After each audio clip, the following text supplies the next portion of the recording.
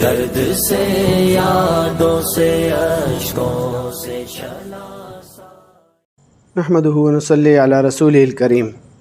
آج ہم استنجا کا طریقہ بتائیں گے۔ استنجا کا طریقہ یہ ہے کہ پیشاب یا پاخانہ کرنے کے بعد ٹیشو پیپر یا ڈیلے کے ساتھ استنجا کرنے کے بعد پانی کے ساتھ دھو ڈالنا بہتر ہے۔ اسی طرح دائیں ہاتھ سے استنجا کرنا منع ہے، اس لیے شدید مجبوری کے بغیر دائیں ہاتھ استعمال نہ کریں۔ کوئلہ، ہڈی یا کسی مضر چیز یا کسی قیمتی چیز کے ساتھ استنجا نہ کریں۔ دونوں حاجتیں پوری ہو تو بہتر یہ ہے کہ پہلے پچھلی شرمگاہ کا استنجا کرے اور بعد میں آگے شرمگاہ کا استنجا کریں۔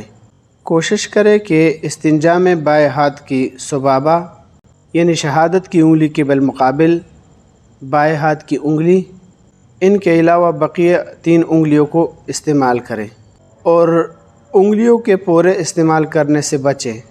اسی طرح استنجا میں بہت زیادہ مبالغہ بھی نہ کریں۔ اور استنجا کے آداب میں سے یہ بھی ہے کہ بیت الخلاء میں داخل ہوتے وقت اور نکلتے وقت کی دعائیں بھی پڑھیں، اور پیشاب کے قطرات نکلنے کے لیے تھوڑا سا کنکار لیں، یا دوسرا طریقہ یہ ہے کہ قدم پر تھوڑا سا زور لیں یا کھڑے ہو کر ایک قدم چل لیں۔